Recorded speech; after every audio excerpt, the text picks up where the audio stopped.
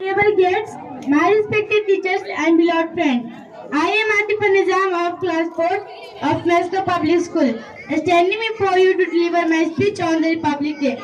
First of all, I take greetings to all of you on the Republic Day. This is an important national festival celebrated with great pride. We got independence on 15th August 1947.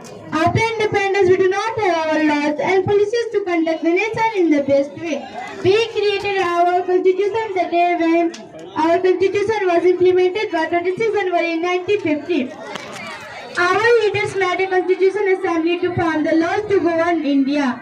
The constitution got ready in 2 years, 11 months and 18 days.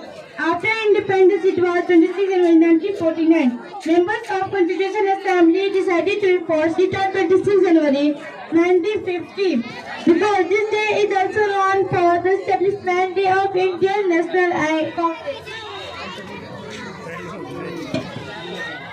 Bhimrao Ambedkar was the head of the draft full committee of Constitution.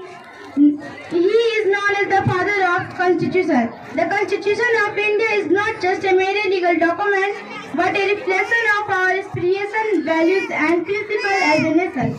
On this very day, we remember, recall, and honor the sacrifice of our freedom fighters who lost their lives and lathi charge and sent to jail. We bow our heads for them. India is the biggest federal democratic country in the world. It is today a secular and socialist country.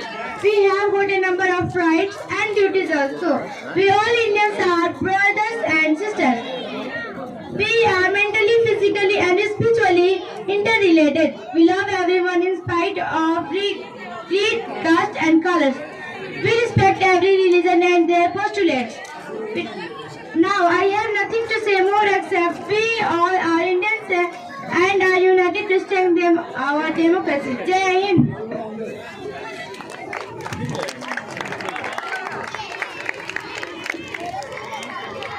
Big hands for her.